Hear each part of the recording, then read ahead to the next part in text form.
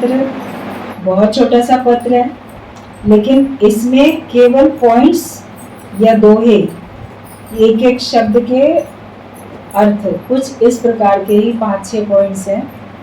एक एक में तो बड़ा गहरा राज समाया ही रहता है। एक एक दोहा, एक एक शब्द जब उसकी व्याख्या अगर करो और उसके भाव में डूबो तो आपको लगेगा कि कितनी गहरी बात। कहते ज्यों केले के पात में पात पात में पात, त्यों संतन की बात में बात बात में बात। संतों की एक बात में अनेक बातें छिपी होती हैं। जैसे केले का पेड़ होता है तो उसमें एक पत्ते को हटाओ ऊपर से, दूसरा अंदर है, तीसरा अंदर है। उसका तना जो होता है तो इसी प्रकार का बना होता है, लकड़ी नहीं होती है, सभी को पता है। केले के पेड़ की लकड़ी का कोई फर्नीचर आज तक बना है क्या? केले के पेड़ जैसे पत्ते ही एक के अंदर एक लिपटे हैं, नीचे से वो मोटा तना दिख रहा है और ऊपर से वो जाके पत्ते दिख रहे होते हैं। तो जैसे उसमें अनेक पत्ते छिपे हैं, ऊपर से इतने नहीं दिख रहे हैं, तो ऐसी संतों की बातों में अनेक बातें रहस्य ज्ञान के छिपे हैं जो ऊपर से एक शब्द सुनने से हमको एकदम से नहीं पता चलता है, लेकिन जब हम गहराई से उसका मनन चिंतन करते हैं तब हमको समझ में आता है। तो आज के गीता भगवान के पत्र में भी कुछ इसी प्रकार से है, थोड़े से ही पॉइंट्स हैं। उसको आप पत्र के रूप में ही लोगे क्योंकि पत्र में ही लिख के उन्होंने भेजा था, और वैसे आपको लगेगा शायद किसी पुस्तक का कोई एक पन्ना है जिसमें एक के बाद एक कोई पॉइंट लिखे हुए हैं।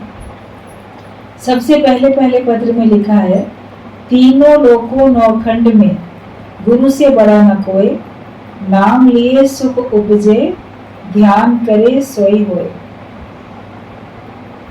दोहा है ये कि सारे संसार में, तीनों लोकों में, नौखंड में गुरु से बड़ा न कोई। वास्तव में गुरु से बड़ा कोई नहीं हो सकता, क्योंकि गुरु हमको गूढ़ ज्ञान बताता है, हमको रहस्य समझाता है और हमारा मेल परमात्मा से कराता है। बहुत जन्म बिछड़े थे माधव, ये जन्म तेरे लेखे, गुरु करवाता है। कोई दुनिया में जो नहीं कर सकता कार्य, हमको माया रहित करने का, कर्मों से ऊंचा उठाने का, ईश्वर से योग लगाने का कार्य, वो गुरु के द्वारा होता है। गुरु हमको विकारों से छुड़ा देता है, दुखों से छुड़ा देता है, अज्ञान से छुड़ा के हमको ज्ञानवान बना के हमको भगवान से मिला के एक कर देता है।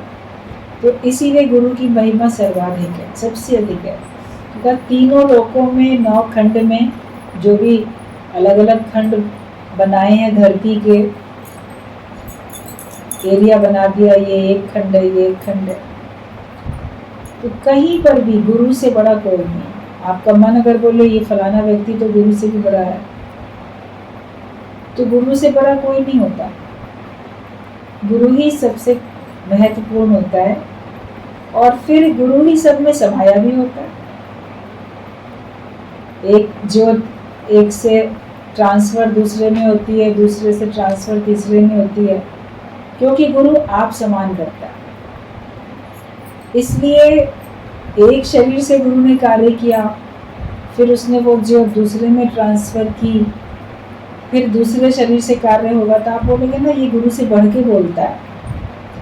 तो गुरु से बढ़ के वो कब बोल पा रहा है? जब गुरु उसके जीवन में आया तब बोल पा रहा है। अगर गुरु जीवन में नहीं आता तो नहीं बोल सकता था। अब गुरु उसके रूप में कार्य कर रहा है। परमात्मा की सत्ता ही तो है जो संतों के रूप में कार्य करती है। तो जो हमारे अज्ञान को दूर करे, जो हमारी भूल को पकड़ ले और हमको भूल से छुड़ाए, वो हमारा गुरु होता है। तो तीनों लोक 9 खंड में गुरु से बड़ा न कोई, नाम लिए सुख उपजे, ध्यान करे सोई हो। नाम लेंगे गुरु का तो तुम्हारे अंदर में सुख आएगा। एक भजन आता है, मेरा सतगुरु प्यारा मीत है, मीतों से प्यारा मीत है। और इसी में लाइन में आगे स्टेंजा में लाइन आती है, सतगुरु शब्द उच्चारते जी में अमृत वर्षा हो रही। अगर हम सतगुरु शब्द भी नाम ले उच्चारण करते हैं तो हमारे मन में ऐसी सुख की अनुभूति होती है कि जैसे एक अमृत की वर्षा हमारे अंदर हो गई, क्योंकि वो हमारे लिए मीतों से भी प्यारा मीत है। उससे ज़्यादा प्रिय हमारे लिए अब कोई नहीं है। जब तुम्हारी ऐसी स्थिति बनेगी तब तुम्हारी मुक्ति भी होगी। और अगर तुम्हें लगता है कि नहीं उससे प्यारा कोई और है, उससे प्यारा कोई और, तो फिर तुम इधर उधर ही भटकते रह जाओ। भगवान प्यारे हैं कि माया प्यारी है? माया को लोग सेकंड गॉड बोलते हैं, भगवान तो दूसरा है। माया एक भगवान है, लेकिन रुपया पैसा तो आजकल के ज़माने में दूसरा भगवान है। कई लोग कहते हैं दूसरा ही नहीं, पहला ही भगवान है। वो तो पहला भगवान नहीं हो सकता, पहला भगवान तो भगवान ही रहेगा। और दूसरा भी भगवान कब तक है? जब तक पहले भगवान की मर्जी है तब तक है। वरना आप धन लेके खड़े रहो, आपको सुख नहीं मिलेगा। उस धन के कारण से आपके शत्रु अनेक तैयार हो जाएंगे। उस धन से आपको शांति मिलने वाली नहीं है। उस धन से आपके पेशेंट को प्राण मिलने वाले नहीं है। डॉक्टर भी कहते हैं भगवान को भरोसा रखिए, भगवान से प्रार्थना कीजिए, हम तो केवल इलाज करते हैं, हम ऑपरेशन कर रहे हैं, बाकी सब भगवान के हाथ में। तो पैसा है तो आप इलाज करवा रहे हो, लेकिन उसका ठीक होना ना होना तो भगवान के हाथ में। पैसा आपके पास है, उससे आपके मन में कष्ट क्लेश ना हो, ये तो फिर भगवान के हाथ में। वरना पैसे वाले भी बड़े दुखी होते। दुख का कारण तो कुछ भी बना लेता है व्यक्ति। किसी ने जरा सा एक शब्द बोल दिया, अपमान किया, जाके सुसाइड कर लेगा। शब्द को महत्व दिया, मर्जी पूरी नहीं हुई, आत्महत्या कर लेंगे। धन चला गया, कंगाल हो गए, आत्महत्या करेंगे। एक पल में आपकी मर्जी पूरी नहीं होती है तो आप सहन नहीं कर पाते और अपना ही अंत कर देते हो। पैसा तो बहुत था आपके पास, करोड़पति भी क्यों सुसाइड कर लेते हैं? पैसा तो है उनके पास, क्योंकि उनके अंदर भगवान नहीं है। वो अपने अंदर के भगवान को छिपा के दबा के बैठे हैं। तो सबके अंदर है, मगर प्रकट तो गुरु करके देता है। इसलिए गुरु की महानता होती है कि हमारे अंदर के छिपे हुए भगवान को उसने प्रकट कर दिया और हमें पहचान मिली कि हाँ, मेरे अंदर जो मैं है वो पीछे है, उस मैं को ताकत देने वाला भगवान पहले है। ये समझ देने वाला कि मेरे अंदर भगवान छिपे हुए हैं, ये समझ देने वाला भी तो वो भगवान है।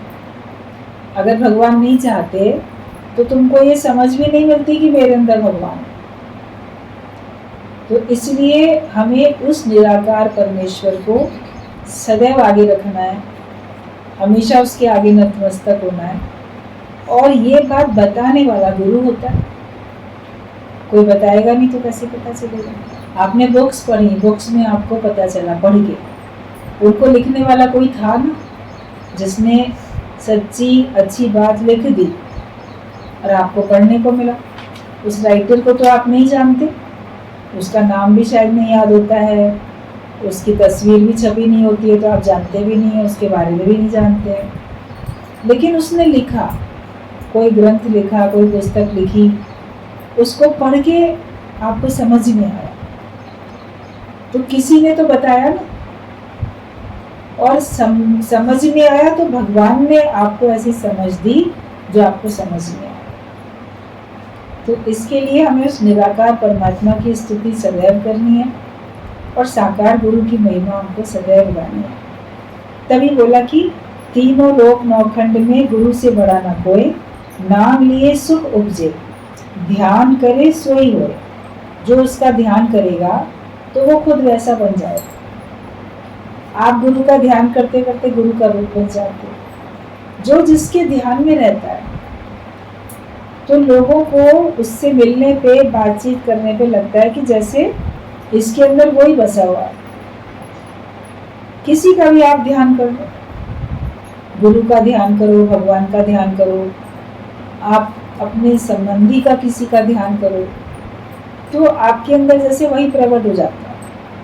आपकी बातचीत से, हाव भाव से, बोलचाल से आपके चेहरे की भाव भंगिमा भी वैसे ही बनने लग जाती है और लोगों को ये महसूस होता है कि इनके अंदर जैसे फलाना ही संबंधी या फलाना व्यक्ति समाया पड़ा है, क्योंकि आप हर समय उसी के ध्यान में रहते हैं। जो हर समय गुरु के ध्यान में रहता है तो गुरु का रूप बन जाता है, भगवान के ध्यान में रहता है भगवान का रूप बन जाता है। जड़ा हरे मुँह ध्याए हरे रूप बन जाए। जो भगवान को ध्याएगा तो भगवान का रूप बनेगा। तो अगर हम मानते हैं कि हाँ हमारे लिए गुरु सबसे पहले है, तो अगर ध्यान करते हैं उसका, तो ध्यान करे सोई हो, वो खुद भी वही बन जाता है। संत हमको आप समान बनाते हैं, लेकिन अगर हम संत की ज्ञान को, संत की बातों को अपने जीवन में उतारेंगे, उस पर ध्यान देंगे, तभी तो उसके जैसे बनेंगे। अगर हम गुरु की वाणी पर ध्यान ही ना दें तो हम गुरु के जैसे कैसे बन सकते? तो हमारा ध्यान भी तो उसी में लगा रहना चाहिए। तो जो ध्यान करता है वो वैसे ही रूप बन जाता है। हरि की सेवा 100 बरस, गुरु सेवा पलचार, तो भी नहीं बराबरी संतन कियो विचार। दूसरा दोहा लिखा है कि हरि की सेवा 100 बरस करो। आप 100 बरस तक निराकार परमात्मा की सेवा में लगे रहो। लोग मूर्ति पूजा करते हैं, भगवान की सेवा में रहते हैं, मंदिर की सेवा में रहते हैं, गुरुद्वारे की सेवा में रहते हैं, या हरेक को भगवान जान के वो प्राणी मात्र की सेवा में भी लगे रहते हैं। सोशल वर्क करते हैं, या कोई नर में ही नारायण है ये मानते हुए दीन दुखियों की सेवा में लगे रहते हैं। बहुत सारे ऐसे होते हैं, संस्थाएं, ट्रस्ट, लोग ऐसे होते हैं जो सेवा में लगते हैं और अपने तन से, मन से, धन से सबकी सेवा करते चले जाते हैं, जिसको जैसे मन में शांति मिलती है। कोई हॉस्पिटल में जाके बीमारों की सेवा करता है, कोई हॉस्पिटल में जो बीमार एडमिट हैं उनके साथ जो लोग आए हुए हैं बीमारों की देखभाल करने के लिए, उनके परिवार के व्यक्ति, कोई उनकी देखभाल में जाते हैं कि ये लोग अस्पताल में रह रहे हैं, इनको ओढ़ने के लिए रात में है कि नहीं, इनके लिए खाने के लिए है कि नहीं, वरना ये बाज़ार का खाएंगे तो खर्चा भी अधिक होगा और ये भी बीमार पड़ सकते हैं। तो कई ऐसी संस्थाएं होती हैं जो हॉस्पिटल में जाके वहाँ पे हर पेशेंट के पास जाके, जो भी जनरल वार्ड में या दूसरे वार्ड में भी रहते हैं, उनको सबको, उनके जो परिजन हैं जो वहाँ पे सेवा कर रहे हैं, पता लगा के उनको सबको टोकन दे के आते हैं कि आप ये टोकन दिखा के इधर आओगे तो आपको अच्छा खाना फ्री में मिलेगा। वहीं पर अस्पताल में ही बांटते हैं, करते हैं। ऐसा बहुत बार हम लोगों ने पेपर में पढ़ा। लखनऊ में तो बहुत इस प्रकार की संस्थाएं कार्य करती हैं। हर शहर में हर जगह पे होता है। तो सेवा करने वाले संसार में कोई कम नहीं है, लेकिन बोला कि आप कैसी भी सेवा करो, किसी की भी सेवा करो, 100 साल तक सेवा करो, मगर गुरु की आपने थोड़ी भी सेवा की। तो कहा कि हरि की सेवा 100 बरस, गुरु सेवा पल 4 पलों के लिए भी अगर आपने गुरु की सेवा की तो भी नहीं बराबरी संतन कियो विचार। अगर गुरु की सेवा आप थोड़ी समय के लिए भी करते हो, किसी प्रकार से भी, जिस प्रकार से गुरु को आपको लगे आवश्यकता है या उसकी सेवा का आपको अवसर मिला, तो संतों के भाग्य जागृत होते हैं, भक्तों के भाग्य जागृत होते हैं अगर उनको गुरु की सेवा मिलती है। तो जिनको गुरु की सेवा मिल जाती है और थोड़े समय भी वो सेवा करते हैं, तो 100 बरस कहीं और सेवा की तो भी वो बढ़ के होती है, बराबरी नहीं कर सकते उसकी। ये संतों ने विचार करके बताया। जो भी ऋषि मुनि साधु संत ब्रह्मज्ञानी हुए, उन्होंने ये विचार करके बताया कि संसार में चाहे निराकार भगवान की मूर्तियों की, मंदिरों की, गुरुद्वारों की, या नर में नारायण की, दीन दुखियों की, किसी की भी सेवा कितनी भी 100 साल तक भी आप करो और गुरु की थोड़े दिन भी की आपने, थोड़े पल भी की, तो उसका मुकाबला नहीं है। इतनी महिमा गुरु की सेवा की बोली गई। तो जो इस बात को समझ जाता है उसका हृदय पवित्र हो जाता है, है, उसका हृदय शुद्ध रहता है, क्योंकि गुरु की सेवा, सच्ची सेवा तब होती है जब आप ज्ञानवान होकर सेवा करते हैं। अगर आपने अहंकार करके की तो वो सेवा थोड़ी मानी जाएगी। आपने एहसान करके की तो सेवा नहीं मानी जाएगी। आपने उसको जरूरतमंद समझ के सेवा की तो सेवा नहीं मानी जाएगी। आपने ये सोच के सेवा की, ये मेरे ऊपर बड़ा उपकार है कि मुझे अवसर मिला, ये मेरी भक्ति है, ये मेरी पूजा है, तो वो सेवा सच्ची सेवा मानी जाती है। तो संतों ने विचार करके बताया कि गुरु की सेवा थोड़े दिन भी, थोड़े पल भी कर लेने से आपको बाकी सब सेवाओं से बढ़ के लाभ मिलता है। क्योंकि लाभ ये मिलता है कि हमारा जीव भाव गुम होता है। थोड़े समय भी आप गुरु की सेवा में 5 मिनट भी रहेंगे, 2 पल भी रहोगे, उसके बाद आपको प्रसन्नता कितनी होती है। आज ना हमको अवसर मिला, थोड़ी देर भी कार्य करने का अवसर, 1 गिलास पानी भर के भी मान लो ट्रे में रख के गुरु के पास पहुंचाने का आपको अवसर मिला, उसमें भी आपका मन कितना मगन हो जाएगा, कितना मन खुश होगा। अरे हम ना गुरु को पानी देने के लिए हम गए, हमको अवसर मिला। छोटी सी बात है, लेकिन कभी सेवा का अगर आपको अवसर मिलेगा तो आप देखोगे उस पर आपका मन बड़ा प्रसन्न रहेगा, मन बहुत खुश रहेगा, जीव भाव जैसे गुम हो जाएगा। गुरु की सेवा करने में आपका देह अध्यास गुम हो जाता है, और किसी की सेवा करने में देह अध्यास बढ़ता है, अज्ञान बढ़ता है, अहंकार बढ़ता है, आपके विकार बढ़ जाते हैं। लेकिन गुरु की सेवा में रहने से आपके विकार समाप्त हो जाते हैं, अज्ञान भी आपका निवृत्त होता है। इसीलिए उसकी सेवा सबसे बड़ी बताई गई है। ये हरि की सेवा 100 बरस, गुरु सेवा पल 4, तो भी नहीं बराबरी संतन कियो विचार। फिर इसके बाद एक और दोहा लिखा है, इंसा के मुख लाख हैं, मुख में लाख जुबान, गुरु महिमा फिर भी कभी हो ना सकेगी बयान। कि इंसान के मुख लाख हैं, मान लो किसी का एक मुख है और इंसान के लाख मुख हैं, और मुख में लाखों जुबान है, एक एक मुख में 1-1 लाख जुबान हो, तो भी गुरु की महिमा पूरी हो नहीं सकेगी, उसका पूरा बयान हम कर नहीं सकेंगे।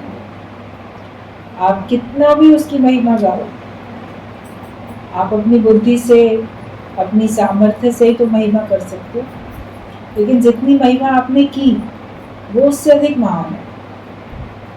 लाखों लोग भी है ना, लाखों शिष्य भी हैं मान लो गुरु के, तो लाख मुख हो गए, और लाखों तरीके से कोई उसकी महिमा कर ले, लेकिन फिर भी उसकी महिमा को ज्यों का त्यों पूरा हम नहीं वर्णन कर सकते, इतनी उसकी महिमा होती है। वहाँ तक हमारी बुद्धि जाती नहीं। जो खुद उस पद में पहुँचेगा तब वो समझ पाए। तो ए बड़ ऊंचा होवे कोई, तिस ऊंचे को जाने सोई। जो खुद इतना महान बनता है, इतना ऊंचा बनता है, वो उतने महान को जान पाता है। हमें वैसा बनना पड़ता है, जैसे जैसे हम उतनी महानता को प्राप्त होते जाते हैं, वैसे वैसे हमको गुरु की महिमा और गहराई से समझ में आती जाती है। कि इंसान के मुख लाख है, मुख में लाख जुबान, गुरु महिमा फिर भी कभी हो ना सकेगी बयान। गुरु की महिमा फिर भी पूरी तरह से आप बयान कर नहीं सकते। ये केवल सुनाने के लिए नहीं है, यह गुरु अपनी महानता को बताने के लिए नहीं बोल रहा होता है, ये हमको सच्चाई को अवगत कराता है। कि हम गुरु को साधारण समझते हैं, लेकिन उसके अंदर असाधारण क्षमताएं हैं, असाधारण शक्ति है। उस शक्ति से वो आपको परमात्मा से मिला के एक कर रहा है। जैसे कोई आपको बहुत ऊंचाई तक पहुंचा दे, कोई बिल्कुल आपको भगवान से मिला के एक कर दे, तो वो उसकी महिमा होती है। इसके बाद कुछ शब्द, उन शब्दों के ज्ञान के हिसाब से, सत्संग के हिसाब से अर्थ बनाए गए। कोई कैसा भी शब्द आपसे बोल देता है, उसको सुन के आप ज्ञान के हिसाब से उसका अर्थ लो, सत्संग के हिसाब से उसका अर्थ लो, तो आपको और अच्छा लगेगा। तो एक शब्द है हृदय। हृदय हर एक का शरीर में सबसे इम्पोर्टेंट होता है।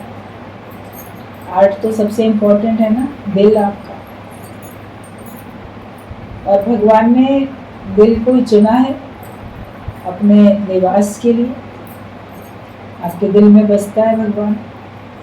तो जो हृदय है आपका, तो हृदय का मीनिंग है हरि प्लस दया इज इक्वल टू हरि की दया, वो है हृदय। जो हमको हृदय मिला है वो हरि की दया है जो हमको मिला है। अगर उसने हमको दिल ना दिया होता तो फिर आपका जीवन भी नहीं होता और आपके अंदर में प्रसन्नता भी नहीं होती। कभी कोई बड़ा कंजूस होता है, कहते हैं इसका तो दिल ही नहीं है, जैसे बोलते हैं ना। कोई बड़ा कठोर होता है, इसका तो दिल ही नहीं है, इसके पास तो दिल है ही नहीं। अब हार्ट तो ऑर्गन तो है ना उसके दिल अंदर, हार्ट तो बना ही हुआ, लेकिन उसमें वो भावना नहीं है। तो कहा जाता है कि इसके पास तो जैसे कोई दिल ही नहीं, ये मेरी भावनाओं को नहीं समझता, इसके पास दिल नहीं। तो जो हृदय है वो हरि की दया है। हरि ने दया करके तुमको हृदय दिया है। ऐसा हृदय जो सच्चाई को समझता है, जिसके अंदर सबके लिए दया है। ये भगवान की दया है जो तुमको ऐसा उसने दिल बना के दिया, जिसमें कि तुम हर एक के कष्ट को समझ सकते हो और तुम उदार होके जी सकते हो, उदारचित होके जी सकते हो। वरना कंजूस के लिए बोलते हैं इसका तो दिल ही नहीं है किसी काम के लिए, कुछ देने के लिए इसका दिल नहीं है। आपके पास है वो दिल तो समझो हरि की दया है ना। आप सबके लिए दयावान होके रहते हो, कठोर नहीं हो, तो कहते हैं कि इसका दिल कितना बड़ा है। अब दिल का साइज तो वही रहता है ना, तो हार्ट जो है एनलार्ज नहीं हो जाता, बहुत बड़ा नहीं बन जाता। इसका तो बड़ा छोटा दिल है, इसका बहुत बड़ा दिल है। तो ये भगवान की कृपा होती है, दया होती है, जो वो आपको बहुत बड़े दिल का स्वामी बना देता है और आपके दिल में प्रेम, दया, करुणा सब भर देता है। हर एक के लिए जीवन जीने का भाव भर देता है। तो ये हरि की दया है। अगर ऐसा हृदय आपके पास है तो वो हृदय माना जाएगा, वरना बोलेंगे इसके पास तो दिल ही नहीं है।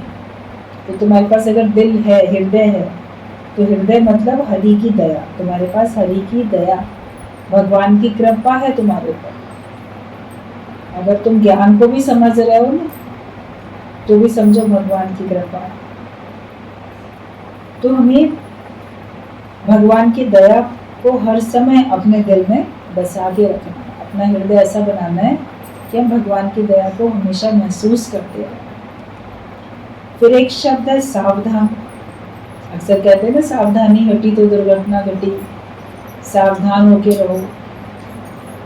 तो सावधान में स शब्द से आता है सरलता में रहें, सत्य में रहें। स से सरलता और सत्य।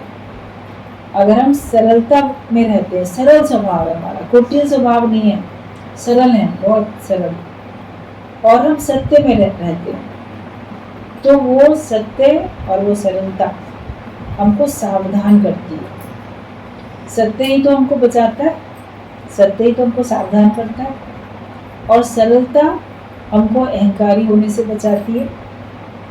सरलता से, अहंकार से बचेंगे तो सारे विकारों से बचेंगे। अहंकार है तो सारे विकार हैं। एक अहंकार जब निकल जाए तो सब विकार खुद ब खुद निकलते हैं। तो हमारे जीवन में सरलता होनी जरूरी है। जिसके अंदर में सरलता है वही परमात्मा की प्राप्ति कर भी सकता है। तो स से सरलता में रहें, सत्य में रहें, और व से विचार करें। हर काम सोच विचार के करें। व से विवेक भी होता है, विवेक खुलेगा सत्संग में आके तो आप विचार करोगे। तो खाओ तो विचार के, बोलो तो विचार के, चलो तो सोच विचार के।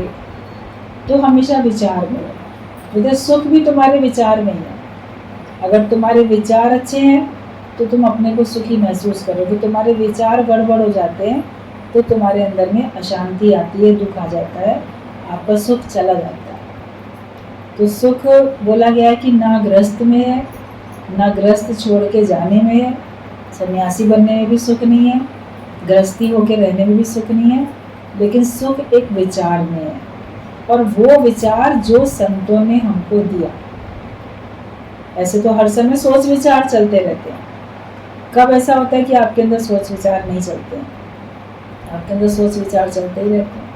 लेकिन जो विचार आपको संतों ने दिया, संतों की शरण में जाने के बाद जो विचार आपको मिले, ज्ञान के विचार, उनको अगर आप धारण करते हो तो आपके अंदर में सुख आता है, और वो विचार आपको सावधान रखते हैं जन्म मरण के चक्कर से बचाने। उसमें आपको सावधानी आती है, आपकी गिरावट नहीं होने पाती है। अगर आपको ज्ञान के विचार नहीं मिलेंगे तो फिर आप देखोगे आपकी गिरावट होती चली जाएगी। तो व से है विचार करें, ध से बोला गया है कि ध्यान, सावधान में ध से ध्यान अपनी आत्मा का, अपने स्वरूप का ध्यान करो, अपनी आत्मा का ध्यान करो। आपके ध्यान में पता नहीं कौन कौन रहता है। घर के काम ध्यान में बसे पड़े हैं, घर वाले ध्यान में बसे पड़े हैं, अपना पता नहीं फ्यूचर ध्यान में बसा पड़ा है। माया के कौन कौन से रूप हैं जो आपके ध्यान में आते रहते हैं। लेकिन ध्यान करो तो अपनी आत्मा का ध्यान करो, अपने स्वरूप का ध्यान करो। मैं कौन हूँ? अपना जब विचार आप करोगे तो अपना रूप पहचानोगे, तो अपना रूप पहचान समझ मन दर्शन, यही भगवान। आपने अपने स्वरूप को जाना, अपने आप को जाना। मैं ये देह नहीं हूँ, ये देह तो मुझे मिली है भगवान की प्राप्ति के लिए, वरना ये देह मैं नहीं हूँ। इस देह को मैंने धारण किया, लेकिन मैं धारण करने वाला अलग हूँ। वो मैं कौन? नाम इस पे कुछ लग गया, लेकिन मैं ये नाम नहीं हूँ। इसका एक रूप है, लेकिन मैं ये रूप नहीं हूँ। मैं तो कुछ और हूँ, जो इस नाम को, रूप को, इस देह को जानने वाला, समझने वाला और इससे कार्य लेने वाला है। तो हम अपने स्वरूप का जब ध्यान करते हैं, आत्मा का ध्यान करते हैं, तो फिर हमारा योग लग जाता है, हमारा परमात्मा से योग लग जाता है, क्योंकि आत्मा और परमात्मा एक है। आपने आत्मा का ध्यान किया और फिर आपका परमात्मा में ध्यान लग गया, आप मिलके एक हो जाते हो, आपका योग लगता है जब आप ध्यान करते हो। माया आपके इर्द गिर्द भी नहीं आने पाती, आपका माया से छुटकारा हो जाता है, जगत से आप उपराम हो जाते हो जब आप अपनी आत्मा का ध्यान करते हो। फिर सावधान में अंतिम अक्षर है न। न से है नम्रता। अपने स्वरूप का ध्यान होने के बाद भी मैं ही वो सत्य स्वरूप हूँ, ये समझ लेने के बाद भी नम्रता भाव में रहना, झुक के रहना, अहंकारी नहीं बन जाओ। मैं श्रेष्ठ हूँ, मैं सब कुछ हूँ, मैं करूँगा, ये अहंकार नहीं आना चाहिए। अहंकार जब जब आएगा तब तक भगवान अहंकार का शीश काटेंगे। जब तुम्हारे अंदर से देह की मैं निकलने लगे, अपने को देह मानने लग जाते हो, आत्मा जानते जानते, ब्रह्म जानते जानते भी फिर कब अपने को देह मानने लग जाते हो? आपको सावधानी होनी चाहिए। नम्रता भाव में रहोगे तो सावधानी आपकी बनी रहेगी, क्योंकि नम्रता वाला व्यक्ति किसी के आगे अहंकार नहीं करेगा, किसी के आगे अपने को श्रेष्ठ साबित नहीं करेगा। श्रेष्ठ होते हुए भी वो किसी के आगे अपने को श्रेष्ठ बताता नहीं, जताता नहीं।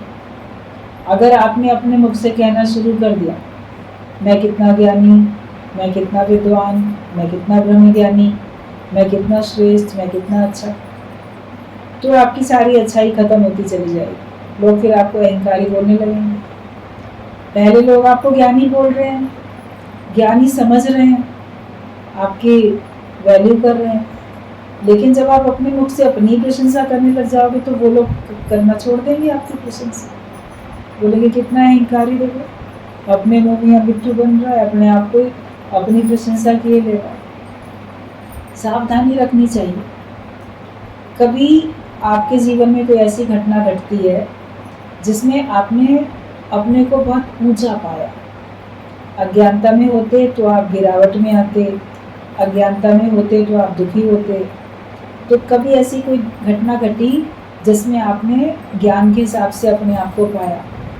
खुशी होती है कि देखो मेरे अंदर ज्ञान इतना बस गया कि आज ज्ञान ने मुझे इस परिस्थिति में डूबने से, उलझने से बचा रखा है, मैं इससे निर्लेप में आ रहा हूँ। खुशी बहुत होती है। और वो प्रसन्नता आप सत्संग में बताते हो, गुरु को बताते हो। गुरु को अपना निश्चय भी बताओ, और अगर कहीं कमी हुई तो वो भी बताओ।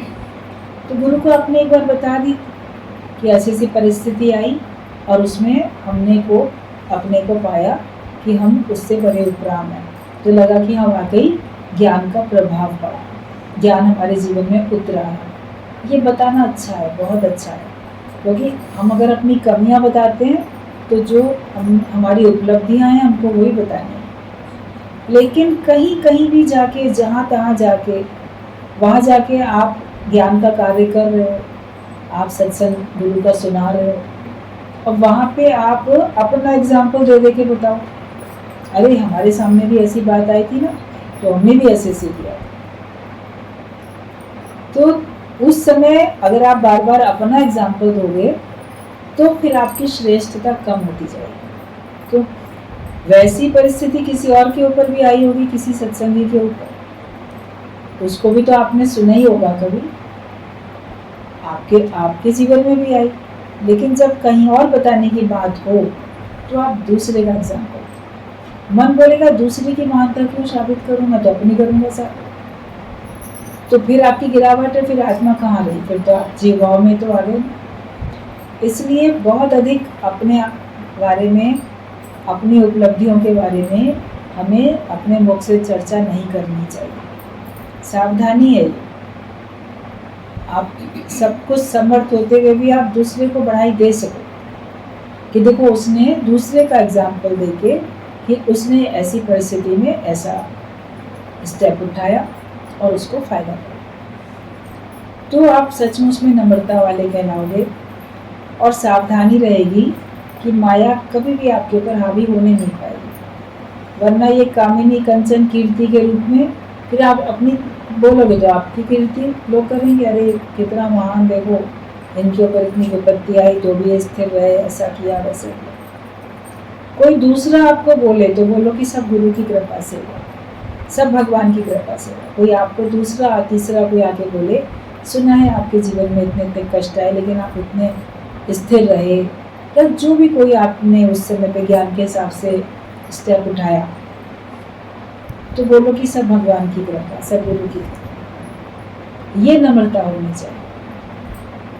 उसमें जीव भाव अगर 1% भी होगा आपका, तो आप बड़े अंदर में गुमान में आ जाओगे कि हाँ वाकई मेरी महानता है, मैंने इतना किया। तो जहाँ ये मैं आएगी तो ये अहंकार का शीश आपका प्रकट हो जाएगा, और उसको तो भगवान काटे।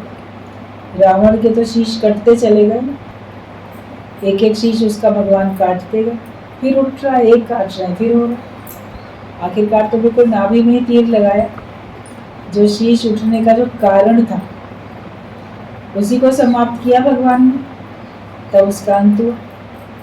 तो भगवान तो आपका अहंकार का शीश काटते जाएंगे। और जो ये अहंकार का शीश उठने का जो कारण है जीव भाव, अज्ञान, ये तो गुरु अपने वचनों का जब तीर लगाता है तब समाप्त होता है, वरना भगवान तो आपको दंड देते ही चले जाएंगे।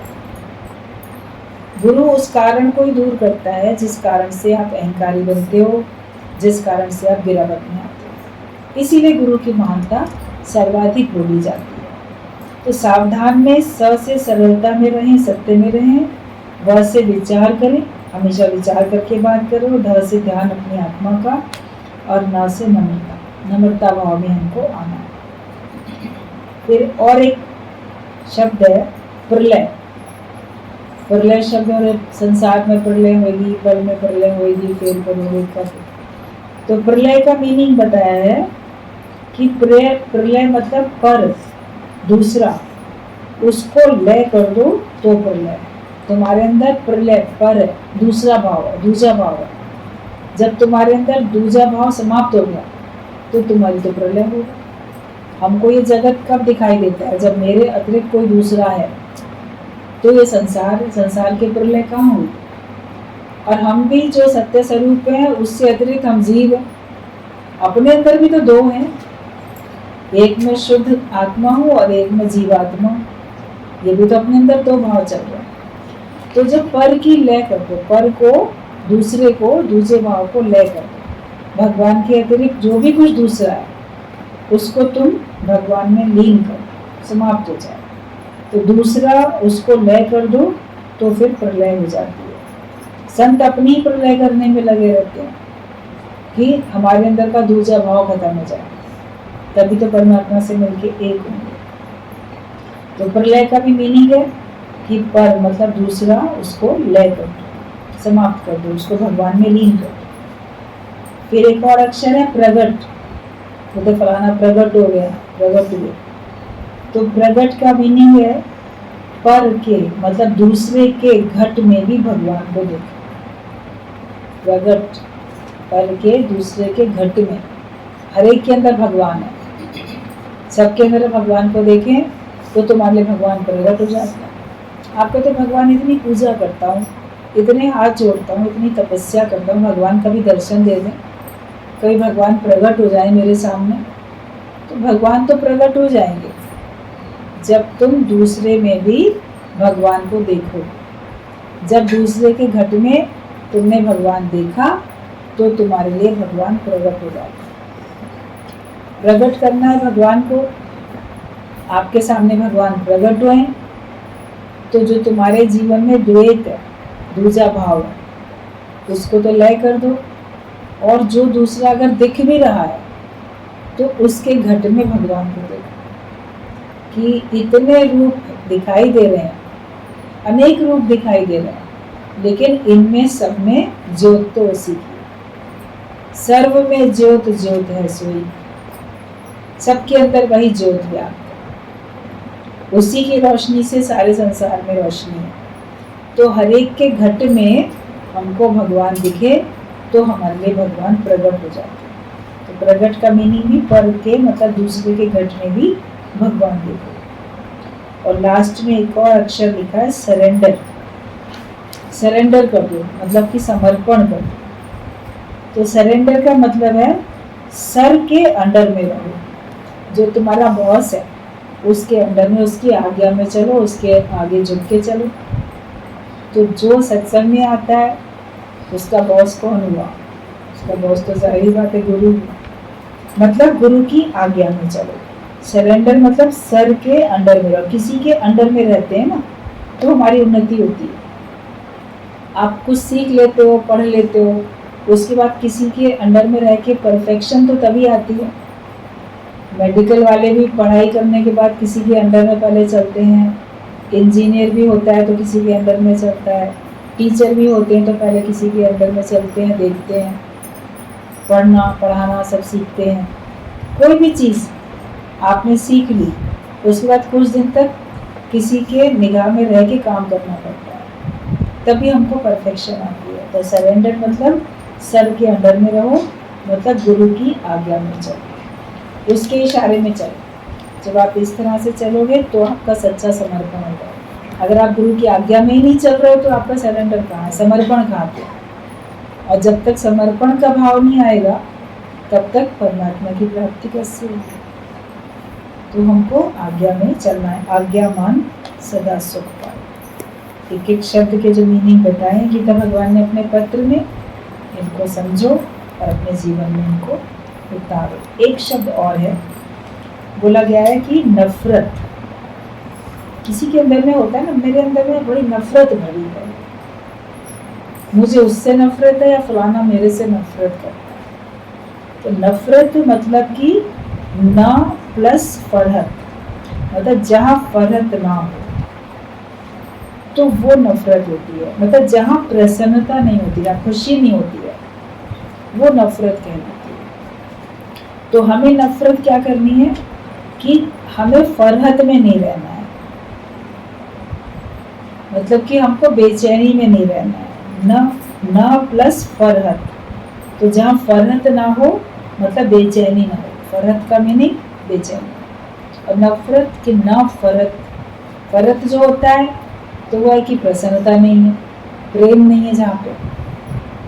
और फरहत मतलब कि बेचैनी है। तो हमें जहाँ बेचैनी नहीं हो, नफरत अगर हमारे अंदर में है तो उस नफरत को हम बदल दें कि नफरत, मेरे अंदर में ना बेचैनी नहीं होती है। अब फरत में नहीं जाओ, फरहत में चले जाओ। आप प्रेम में चले जाओ और बेचैनी अपनी कर दो खत्म। तो वो नफरत है कि जहाँ पे न प्लस फरहत, जहाँ फरहत नहीं होती मतलब बेचैनी नहीं होती। आपके मन में ना हर समय बेचैनी रहती है, चैन नहीं रहता, उलझन उलझन बनी रहती है। तो अगर मन में आए कि मेरे अंदर नफरत है या दूसरे के अंदर नफरत है, वो नफरत मतलब कि मेरे को बेचैनी में नहीं रहना। हम नफरत का मीनिंग बेचैनी, घृणा ये सब समझ लेते हैं। तो शब्द तो वही है, उसका मीनिंग तो हमको अपने आप से बनाना है ना। कितनी सारी गालियों के अक्षर शब्द के भी अच्छे अर्थ संत ने बता के दिए, सत्संग में कई बार बात बताई जाती है। तो कोई तुमको कैसा भी शब्द बोले या तुम्हारे अंदर कैसे भी शब्द आए, उनके अपने लिए पॉजिटिव, अपने लिए अच्छे अच्छे अर्थ बनाते चले जाओ, तो फिर आप देखोगे आपका जीवन सुंदर बनेगा, आपका जीवन सुखमय बनता जाएगा। समझा आज के पत्र में गीता भगवान का संदेश।